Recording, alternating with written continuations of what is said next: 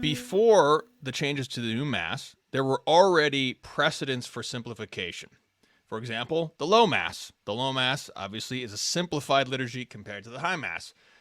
Also, there's other examples where, for example, the baptismal rite can be very simplified, or it can be sort of the fullness of the entire liturgical rite. And so we should concede that we're not arguing that there should always and everywhere be a maximal, complicated, symbolic liturgical act in every single case, because clearly the tradition allows for various simplifications for good reasons, like pastoral necessity. So there is precedent for simplification, but the question is, should we sort of assume that modernity or modern man requires the maximum amount of simplification? All liturgies use symbols which are, by definition, not simple. A symbol is not simply that thing. It's something much more than that thing. An example, most conspicuous for everyone to relate to, obviously, is the wedding ring. You have a wedding ring, and this is not simply a ring around your finger. It's not simple. It's not a simple thing, just this thing that is attached to my finger. It's a symbol of something much deeper, much bigger, and that is one of the basic essential elements of what liturgy is. Liturgy is not simple because it's symbolic. In the liturgical example, we have the genuflection. The genuflection is not just bending over. It's a symbolic act which means so much more than just merely the thing itself. That's what a symbol is. So liturgy has as this essential element symbolism. A symbol is a thing used to communicate something deeper than itself. It is not simple. A symbol is used when ordinary words and actions insufficiently communicate the depth of a thing. That's why a liturgy utilizes symbols. We don't merely use plain language like the catechism. We don't go into the liturgy and just read the catechism. God is omnipotent. God is transcendent. God is almighty. All these things that are true, that would be the plain language. We actually do them by genuflecting.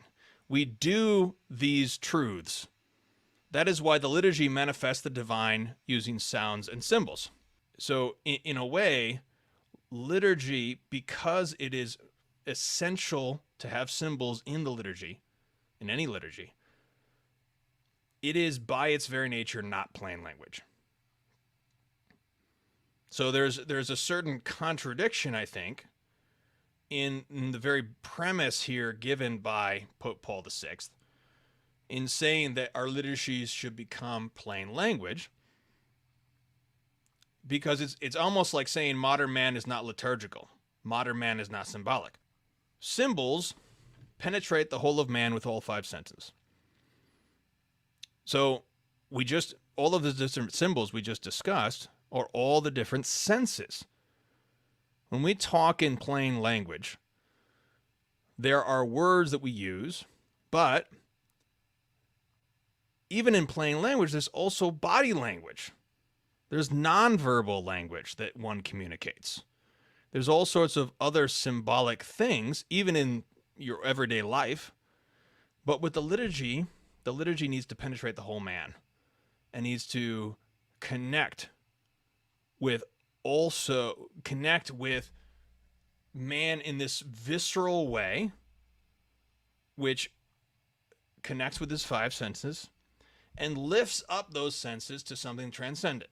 Paul VI believed modern man preferred everyday language, that modern man tends against symbolic depth. But we're arguing here that symbols, by their very nature, are not simple. They're not plain language. This is a rhetorical question, but does modern man still have five senses? Have his senses been altered? Has the natural law been altered? And this is we can concede that there can be various pastoral necessities which require various simplifications, as we said in the beginning, and even various time periods. And certainly modernity is a particular time period which has particular pastoral needs. But what we saw with both the official implementation of the new Mass as well as sort of the on the ground implementation, because we can contrast sort of what is the new Mass on paper and what is the new Mass in the concrete. What you have is a trend against the symbolic. It's sort of an attempt to maximize the simplification, minimize the symbolic content. But this is, if liturgy itself, by its very essence, is symbolic, by reducing everything as much as possible to reduce all of the symbols, it is reducing the very nature of liturgy. It's reducing the liturgical aspect of the liturgy.